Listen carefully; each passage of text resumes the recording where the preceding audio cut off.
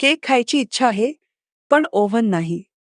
काळजी करू नका कारण आज आपण बनवणार आहोत असा रव्याचा केक, जो तयार होईल बिना ओव्हनच्या. सर्वात आधी एका मिक्सरच्या भांड्यात 1 कप रवा आणि अर्धा कप साखर घेऊन बारीक करून घेतली. रवा आणि साखर बारीक झाल्यानंतर त्यामध्ये 1/4 कप तेल, अर्धा कप दही, अर्धा कप दूध, वेलची पावडर आणि व्हॅनिला एसेन्स घालून पुन्हा मिक्सरमध्ये छान मिक्स करून घेतले. तयार मिश्रण 15 मिनिटांसाठी रेस्टला ठेवले.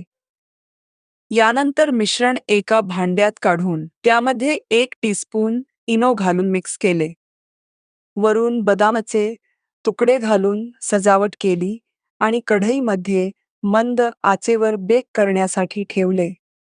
केक तयार झाल्यावर आपल्या आवडीनुसार कट करून सर्व्ह केला. मऊ, स्पॉन्जी आणि चविष्ट रव्याचा केक, तोही बिना ओव्हन.